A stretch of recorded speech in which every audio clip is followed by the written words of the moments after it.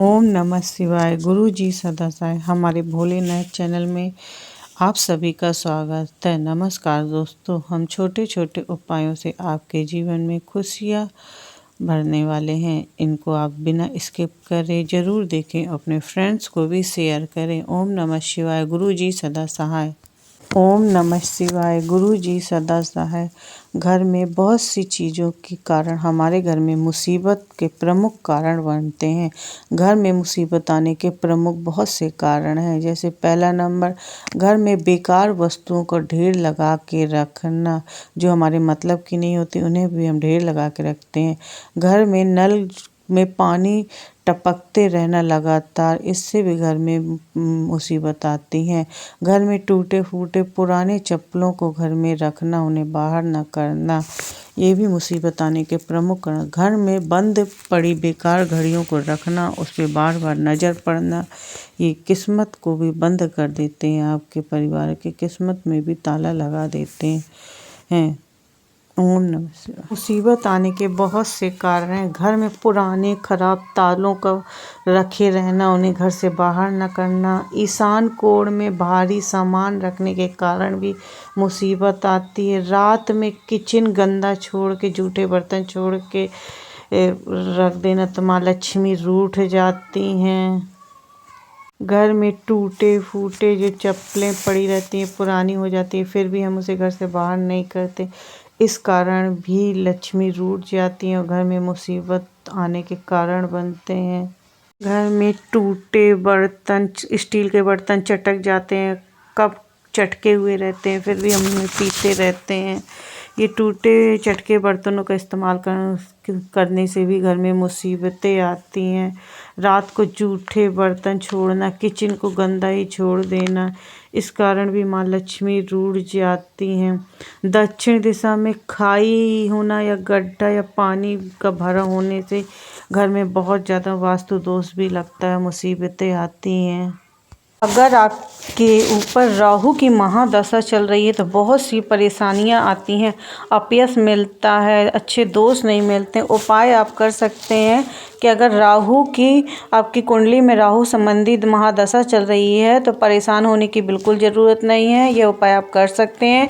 केवल हर बुधवार को एक धतूरा लेना है, वह शिव मंदिर में जाके इस मंत्र का जाप करना है। ओम रावे नमः मंत्र का जाप करते हुए शिव भगवान में अर्पित कर दें और प्रार्थना करें मेरे साथ सब कुछ अच्छा हो, तो महादशा का अंत हो जाएगा और आपको जीवन में सफलताएं मिलेगी। अगर राहु की महादशा होती है तो नींद नहीं आती है, लक्ष्य की आपको कोई उद्देश्य होता है कि हमें ये पाना है, उस लक्ष्य की प्राप्ति नहीं होती है, मानसिक तनाव होता है, नौकरी में दिक्कत आती है, व्यापार में घाटा लगने लगता है, रिश्तों में आपस में रिश्तेदारियां होती हैं उनसे बनती नहीं है, आर्थिक नुकसान होता है। राहु की महादशा क्योंकि बहुत जीवन में अगर शुभ होती है तो उसका काफ़ी अच्छा प्रभाव पड़ता है, अगर बुरी दशा होती है तो बहुत बुरा प्रभाव पड़ता है। तो अच्छे दोस्त नहीं होते हैं, जीवन में अपयश, अचानक झूठे आरोप लग जाते हैं, इसलिए राहु की महादशा का उपाय आप कर सकते हैं। ओम नमः शिवाय। गुरु जी सदा सहाय। ओम नमः शिवाय। गुरु जी सदा सहाय। सुख समृद्धि के लिए कुछ वास्तु टिप्स, इनको ज़रूर आप देखें और बिना स्किप करे देखें तो पूर्ण जानकारी की प्राप्ति होगी और अपने फ्रेंड्स लोगों को भी शेयर करें। पहला नंबर, पूजा घर में कभी भी घंटी जो है पीतल या चांदी की ही रखनी चाहिए, इसके अलावा किसी और धातु की रखना वर्जित माना गया है और उचित नहीं होता है पूजा घर में जो घंटी होती है।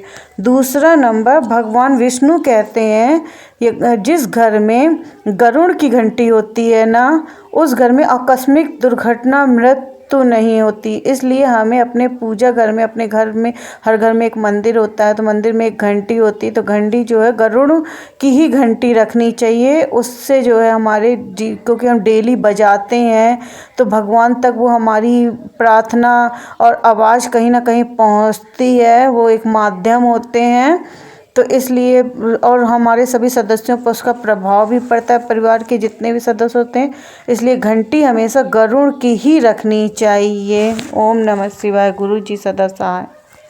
वास्तु के अनुसार और सुख समृद्धि के हिसाब से कभी भी दोपहर में 12 बजे से लेकर 3 बजे तक की पूजा वर्जित नहीं मानी गई है। भगवान इसे स्वीकार नहीं करते हैं क्योंकि इस समय नकारात्मक शक्तियों का तीव्र प्रभाव रहता है।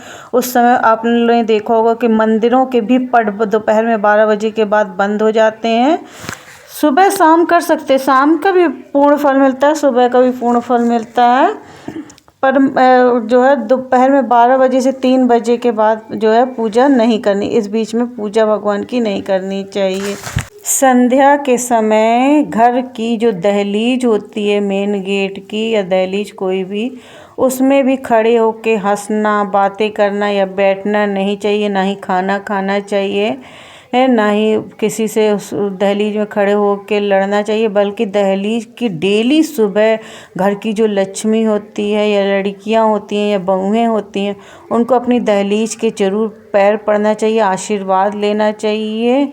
यह गलती हमें नहीं करनी चाहिए क्योंकि लक्ष्मी रूठ जाती हैगी, इससे नकारात्मक प्रभाव पड़ता है। घर की दहलीज में कभी भी खड़े होके संध्या के समय, जो सूरज डूबने का समय होता है, उस समय कभी दहलीज में खड़े होके ये सब काम वर्जित माने गए हैंगे। वास्तु के हिसाब से घर के प्रवेश द्वार पर स्वास्तिक या ओम की आकृति हल्दी से डेली सुबह घर की महिला या घर के परिवार में बनाने से घर परिवार में सुख शांति बनी रहती है। घर में देव स्थान की दीवारें जो होती हैं, दीवार उसमें शौचालय के दीवार से संपर्क नहीं होनी चाहिए कि दीवार एक है और वहीं इस वाली इधर पर मंदिर बना है और दीवार से सटा हुआ शौचालय बना हुआ है, तो ऐसा नहीं होना चाहिए। वास्तु के हिसाब से ये बहुत गलत प्रभाव पड़ता है। वास्तु के हिसाब से भगवान के जो अपने घर में मंदिर होता है, मंदिर में हम कई भगवान रखते हैं, तो उसकी मूर्तियों की दूरी जो है कम से कम 1 इंच की अवश्य रखनी चाहिए। इस बात का विशेष ध्यान रखना चाहिए, नहीं इसका गलत प्रभाव पड़ता है। पूजा घर के ऊपर कभी भी सीढ़ियाँ नहीं होनी चाहिए, इस बात का विशेष ध्यान रखना है कि सीढ़ियों के नीचे जो जगह बची रहती है उसमें लोग मंदिर बनवा लेते हैं या जगह का इस्तेमाल करने के लिए मंदिर रख लेते हैं तो ऐसी गलती हमें भूल के भी नहीं करना चाहिए क्योंकि हम उसमें चल चल के जाएंगे तो हमारे पैर पड़ेंगे, गलत प्रभाव पड़ता है। मंदिर जहाँ हो उस बात का विशेष ध्यान रखना चाहिए कि उसके ऊपर सीढ़ियाँ नहीं बनी होनी चाहिए। पूजा घर हमेशा पूर्व या उत्तर दिशा में ही होना चाहिए। ओम नमः शिवाय। गुरु जी सदा सहाय। अगर यह वीडियो आपको थोड़ा भी अच्छा लगा तो लाइक शेयर सब्सक्राइब जरूर करें। ओम नमः।